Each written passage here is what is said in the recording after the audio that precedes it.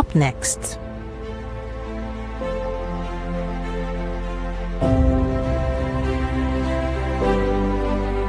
Ugochi is an experienced partnership sales and channel professional with over 15 years of experience driving innovation and growth through partnerships and channel development. She provides top-notch business strategy and organizational skills to boost organizational performance via channel and partnership expansion and development.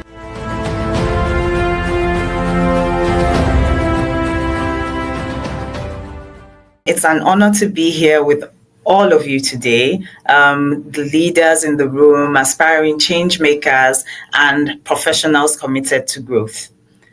I've titled this keynote session, The Growth Blueprint, and I want to spend the next 20 minutes breaking down something I've lived, struggled with, and ultimately come to embrace. And that is that climbing the career ladder takes more than just technical skills. It requires mindset, intentionality, and the courage to lead before you're given the title. So I want that to sink in a little bit, right? And we'll think about why we think that growth needs a blueprint, right? So over my career journey, I've realized that talent alone is not enough. The landscape is changing all the time. The game has changed. So innovation is fast today. You see what's happening with new technology coming up, AI and things like that. Systems are now complex. So you need an intentional strategy to grow, right? So let's talk about 3 pillars of career growth. There are 3 things that I'm going to hone in on today. The first one is your mindset. The second one is the habits that we form. And the third one is actually leadership. So we're going to delve into these 3 things today, right?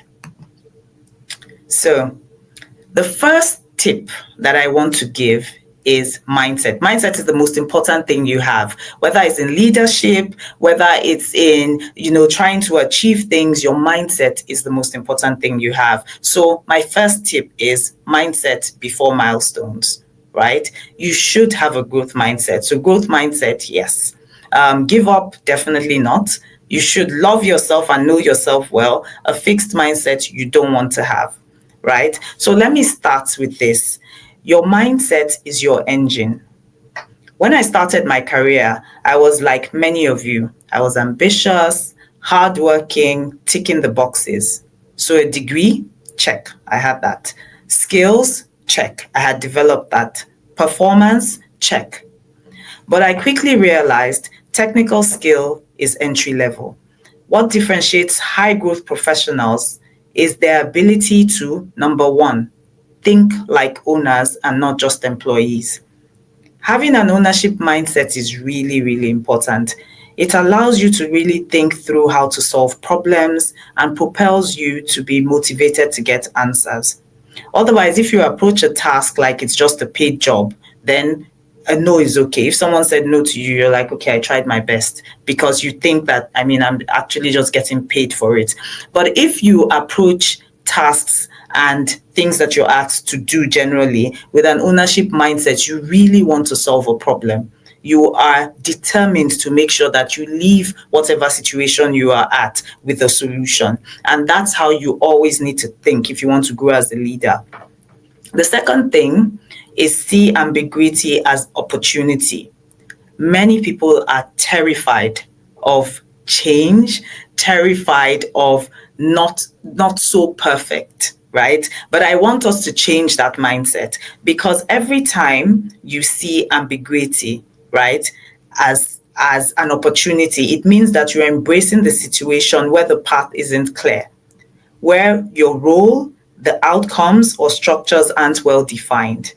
And you're treating those opportunities not as problems, but as openings for innovation, taking leadership, and value creation. So really what this means in practice is it's about shifting your mindset from, I need more clarity before I act, to, this is a chance to define the path, right? To shape the solution, and most importantly, for you to stand out. Like people who are solving problems.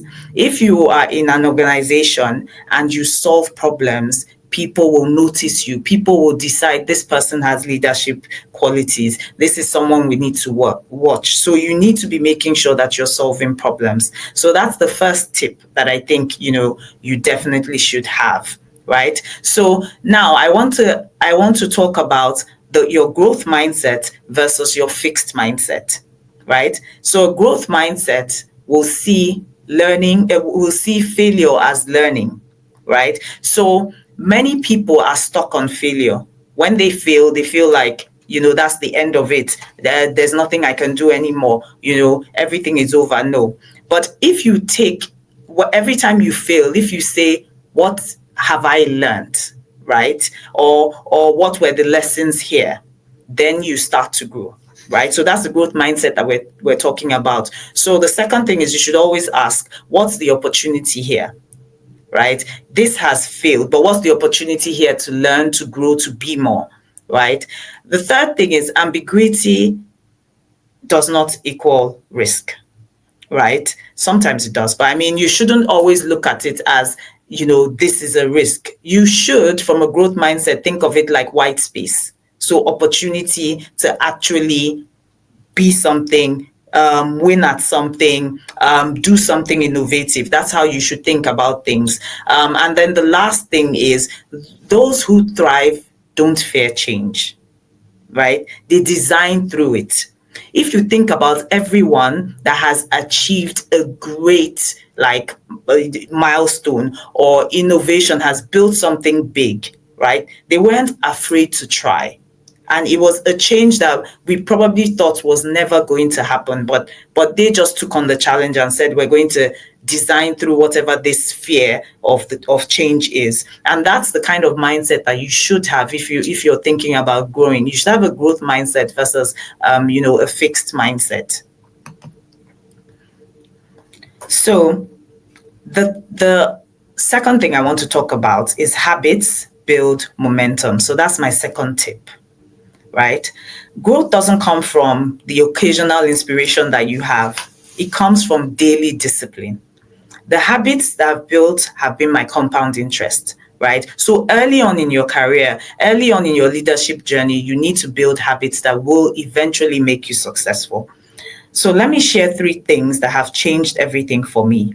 The first thing is proactive learning, right? So where someone would say, oh, this is not going to add to what I'm doing today, doesn't mean that you shouldn't learn new things, right? Because the opportunity doesn't come when you're learning. The opportunity comes after you know, right? So people say where the sweet spot is where opportunity meets preparation. Proactive learning is preparation. The opportunity will come. And then if you haven't learned anything, you're never going to take advantage of the opportunity. So the first thing is proactive learning. So every 6 months, I ask myself, what new capability do I need to stay relevant? This is really important in today's age. If you think about AI and all of the new innovations that are coming up, you have to specifically now be asking yourself, every 6 months, you can do it every 3 months, what new capability do I need to stay relevant? So that's how I transitioned from partner management to a growing interest and knowledge base in AI ethics. So AI ethics is not what I do today.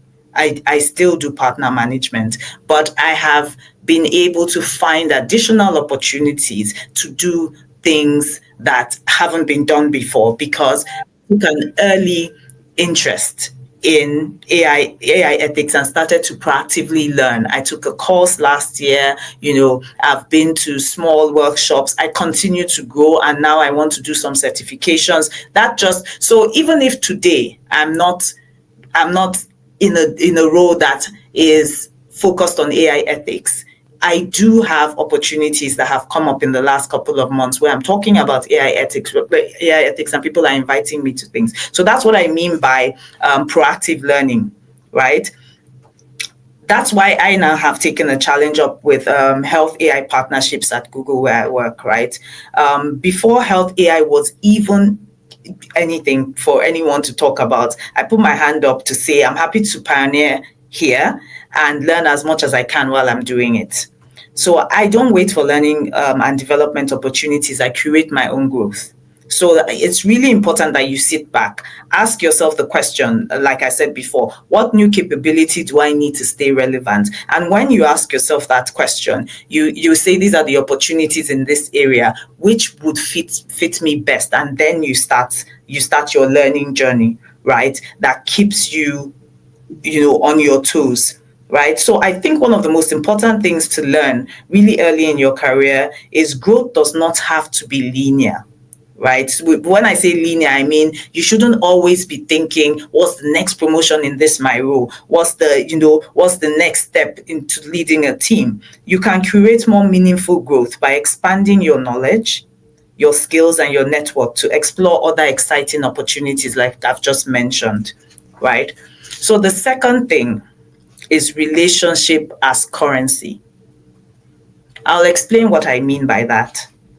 I've learned through my journey that your network is your growth engine. And when I say network, I don't mean networking for visibility. I mean, that's great. People should see you and know what you do. But your sole aim for networking shouldn't just be visibility. I mean, investing in relationships that stretch your thinking and open doors for you, right? You should have those relationships that make you think about being better, about what is next in line for you and things like that. Some of my biggest career shifts have come from people I've helped, people I've mentored or co-created with years before I needed their support. I'll give an example, from my role at Google. Before I joined Google, I used to be at SAP. And one random day, an exec I worked with at SAP a couple of years before sent me a message and said, I saw a role, at Google. And I just thought, this is you. So I thought to send you the role. And then he sends me the role. And I think, okay, who do I know at Google? And then I realized that someone that I had worked with at Microsoft who was on my team worked at Google. So I reached out to her and I said, someone sent me this role and that they think it's something that I should be able to do. And then she said, great, I will do a reference for you.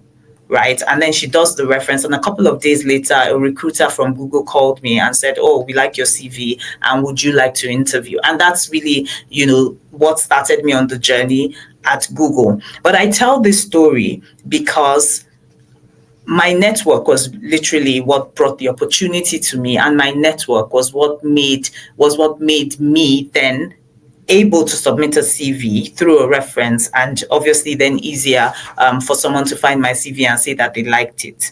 So that's why I've given this example. So remember, right, your relationship is currency. Right. So you keep those relationships, continue to make sure that you build them throughout your career. And then the third thing is reflect and recalibrate. Once a quarter, I unplug. I ask what's working, what's noise, what needs to be released. Right. One of the most frequent pieces of advice, anyone that knows me knows that I talk about this a lot. I give people is that there's always a lot of noise. One of the best skills that you can ever learn is how to cut out the noise. What I mean by this is people are always going to be saying, you should do this, you should do that. People give unsolicited advice all the time.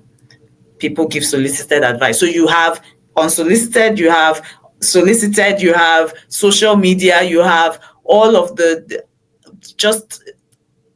I don't know how to say it without being a little funny, but there's all of the noise from LinkedIn about all the people saying all the fantastic, wonderful things that they've done. So there's noise everywhere, right? But you should be able to control that. You should be able to say once a quarter, I'm going to unplug, right? What's working? What is noise? What needs to be released? What do I need to stop doing and wasting my time so that I can do more productive things? right? So that's what I mean when I say, cut out the noise. That habit has saved me from burnout. It also gave me clarity on when to pivot. So I would then say to myself, okay, have I done enough at SAP? I've been here 8 years. I think it's time to move, right? What are the skills that I require for me to move? So it will give you clarity moving from SAP to Google and from core product roles to ecosystem impact, if that's what you're looking at, as was for me, right? Now, the third tip I want to give you is that leadership is a daily decision. You don't arrive at leadership and say, "Oh, I've arrived." So let's talk about leadership, because here's the hard truth. If you wait for someone to give you permission to lead, you've already lost. You should approach everything with a leadership mindset. Right. So leadership isn't about arriving at the corner office. I get here and I'm a leader and this is leadership. No, it's about creating outcomes, lifting others, and owning your influence, no matter what your title is. So you could be front office and still lead. So it's not, which is why I say it's not a destination. It's not the corner office. It's not I've arrived here. No, you can lead wherever you are.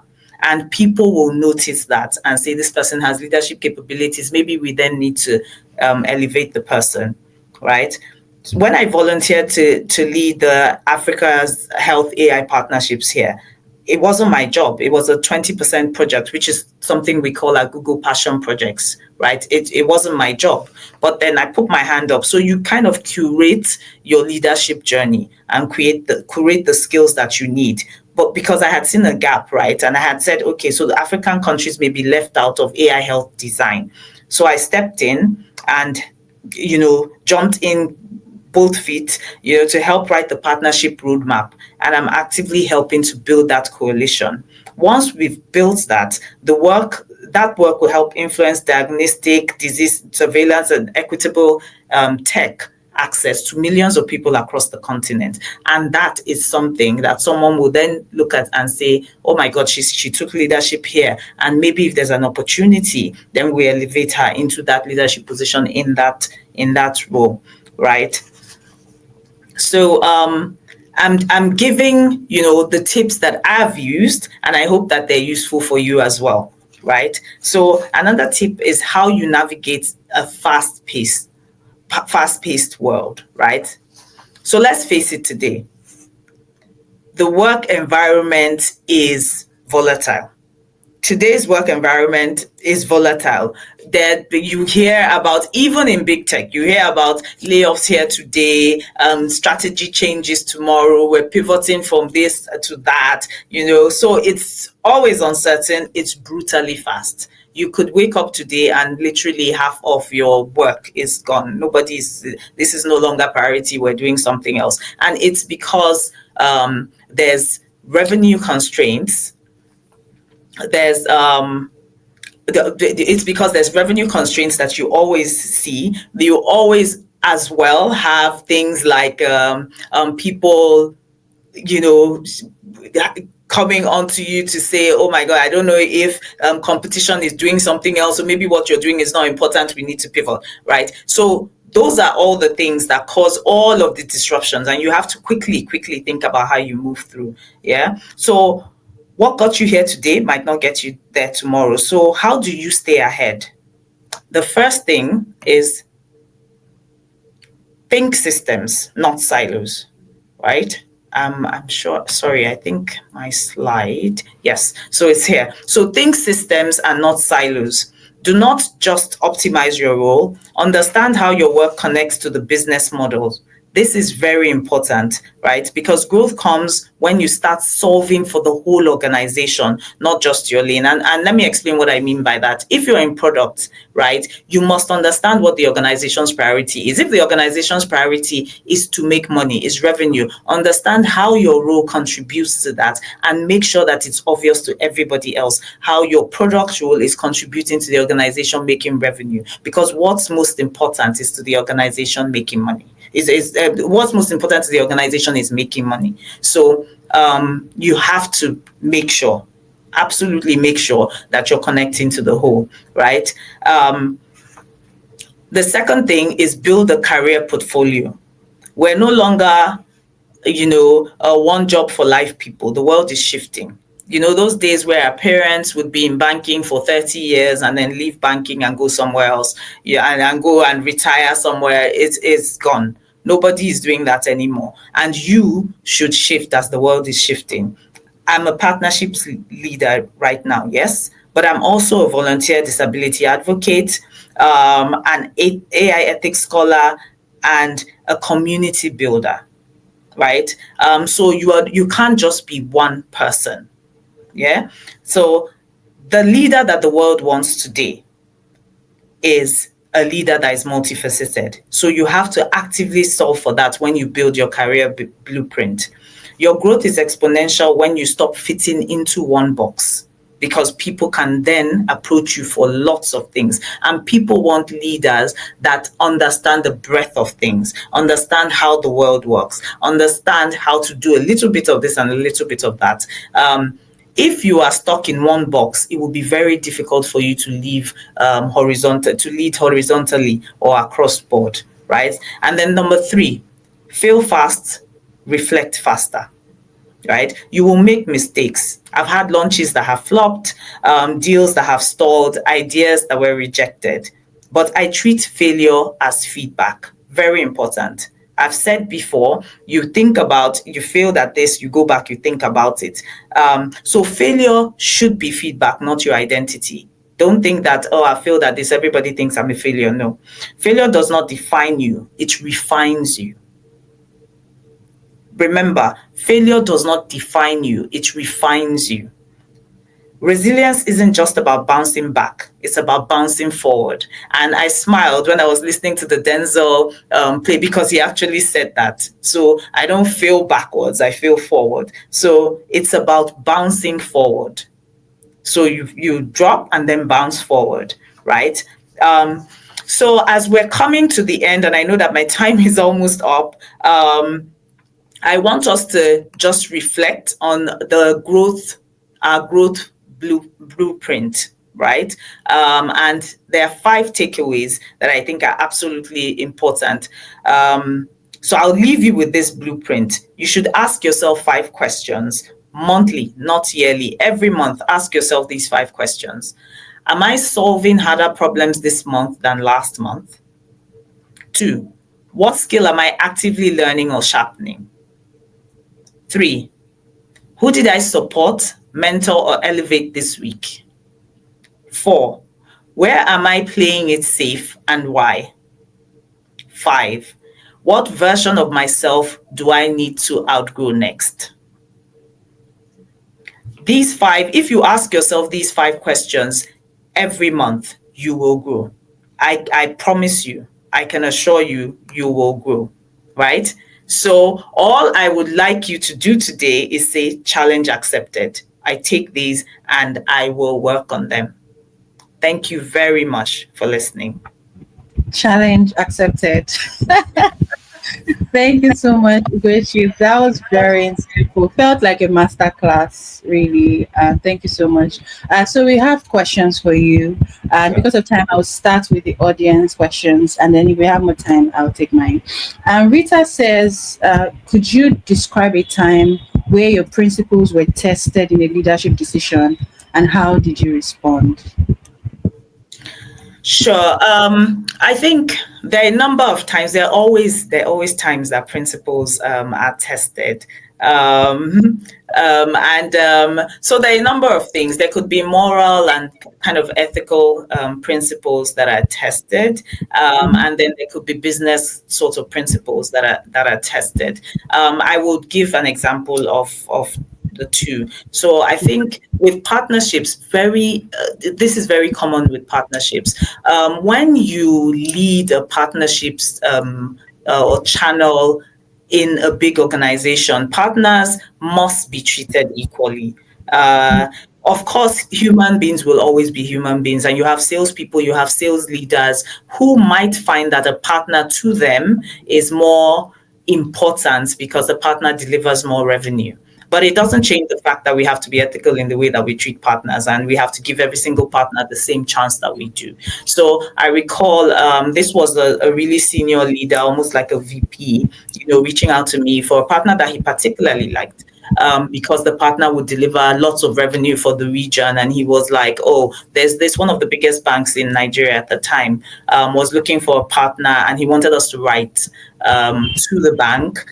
But of course, he can't write, and it has to be the partner organization. So he said to me, write to the bank and say that, oh, we have a number of partners, but this one is really good at doing what you've asked. But you can also check other partners. I said, I will not be able to do that. And he was like, no, but I'm asking you to do it. I said, no, we can't do that, because the policy is that we send them a link, and the link has every single partner and every skill that every partner has. And then they make a decision based on all of the information that the partners have put on their links to decide, what they kind of choose. And he was really upset. I mean, he sent me, I can't say what he sent on by WhatsApp. Yeah. But he did send me that message, and I didn't respond. I didn't respond on WhatsApp. I basically sent him back an email copying compliance and legal, and saying that I do realize that you have you have a working relationship with this partner. This is the procedure that we follow to recommend partners to customers. Let me know if you're okay with me doing this, or if you don't want us to recommend the partner anymore. And of course, because there was compliance and legal in the email, he then says, oh, please, let's follow,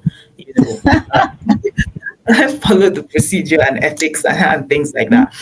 Yeah. And I think the other example would be, I don't know if I should give the other example, I'll allow other people to kind of ask questions. Oh no, I think we can take that, and why I like that, it just shows how ethics is very important. And I like the way you were able to manage the situation, because many a times in corporate world, we're always like, oh, because this person is saying this, I have to do it. But I think that's a very brilliant one, putting ethics first. Thank you so much. I think what's more important in that conversation is the ownership. When you're a leader, taking ownership and acting like, this is my own. With me, I treat all the partners like, I'm like they are part of me. So I don't treat it like a role. Everyone used to say, you're the partner mama, because I was very passionate about, I'm like, we need to think about how we're affecting the partners. These partners, it's not a charity for them, it's a business. We need to make sure they're making money. We need to make sure that their interests are looked after within the organization, and that should guide the kind of decisions we make. Mm-hmm. Thank you so much for that. So I'm going to move on to the next question. She says, Ukeme says, from your experience, how can someone genuinely build and nurture professional relationships when they are just starting out their career or navigating a career shift? And if I could add to this, there's something they say that if you are trying to nurture relationships, some people see it as lobbying. So how can you balance that and still nurture it when you're early on in your career? So I think there's a balance that you need to strike. For me, I try to strike a balance. I'm very friendly in the workplace. It's not for many people. But the thing I understand the sentiment about lobbying, because if you're very friendly and you want to be everyone's friend and there's very little substance in terms of work, then people see it as lobbying. Now, if you are excellent at your job and you're friendly, people see it as professional networking. This person is really good. And then, she's also, there's this bonus because she's also such a nice person and she's so warm and all of that. So I think you need to strike that balance. It's not a good look for you to always want to be everyone's friend, always put something in people's calendar, and you don't really have much substance in terms of work, right? I'll give an example. My real big break into tech was Microsoft. I worked in a small tech firm when I came back from doing my master's, and then a couple of months later I moved to Microsoft. But I moved to Microsoft as a contract staff. And then I said there, and this again just talks about how you are intentional about building a growth blueprint. I went into the interview and then they said to me, oh, we really want you to work here, but we only have a contract rule. And then I said to them, well, I won't do a contract rule for more than a year because I will only really do full time. And they said to me, oh, no one has ever kind of moved here before a 2-year period. So let's look at 2 years. I said, well, I'm not doing this for more than a year. If after a year I'm contract, I'm leaving. And then they were like, yeah, but that was my blueprint. I literally said to myself, 1 year, 12 months, after 12 months, on the day it's 12 months, I'm going to leave this organization and look for something else. So because I had said that, I already from the first day started mapping out like a plan, basically. And what that plan entailed was, how do I find full-time roles where I could fit in, right? And there's an opportunity. So as soon as someone, and coincidentally, she left to Google, said she was leaving a couple of months later, this was maybe 3 months later or 4 months later, my manager, who was her manager as well, was like, oh my God, it's going to take us 6 months to hire someone. And I said to him, why do you need to hire someone? We have another 6 months to the end of the year. Give me 6 months. I will do both roles for free. Right, I'm happy to do it because I knew it was a full-time role. And he was like, "Oh, you're already busy." I said, "No, I can manage it. I can do it." So I will do both roles for free, and I would continue to deliver on my role. And the thing is, in the 6 months before the end of the year, because I knew I had only 6 months before the end of the year, and the budget for the person's role comes back, I said to myself, "I'm going to deliver more than this person has delivered in 2 years of her being full-time on this role, because I want to make sure that it's not a conversation of oh, should we give her the role or not? It's basically the 6 months comes to an end and someone gives me a contract, which is exactly what happened. Because the things we did in 6 months, the people at Microsoft were like, it's taken us years to do this. We've built a relationship with the Director General of the NCC in 6 months. We've not done that before. And it was you literally saying, give me a ticket to Abuja. I knew nobody. I literally went to the gate of NCC and said, I want to see the Director General. And they were like, where are you from? I'm like, Microsoft. I didn't know him. I had no meeting. I was just bluffing. And they were like, oh, okay. And they opened the gates. And it was literally, and that's how we formed this partnership. We did like radio shows, we did TV shows with the NCC. We did compliance things. We went to schools, all in 6 months. We found $300,000 that I just went around the organization begging for, but we used to execute this in 3 months as contract, not my full-time role.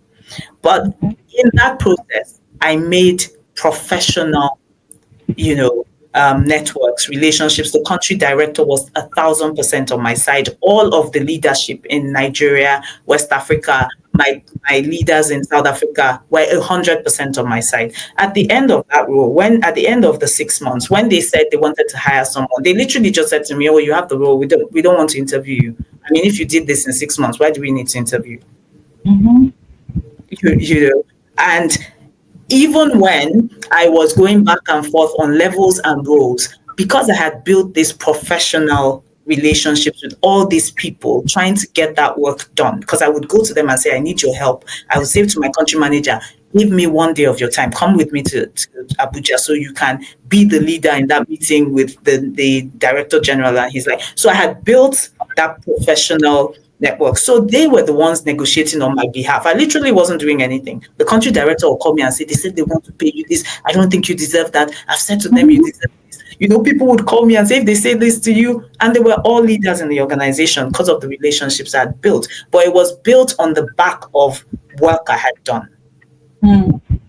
That's a lot to take in. And I must say that that's a challenge for everyone listening in, to just go the extra mile to prove yourself and ensure that you have substance, you have credibility, and you are competent, And I would have loved to continue asking you questions, but I know we're short for time. Thank you so much for this session. It was very insightful. Thank you so much.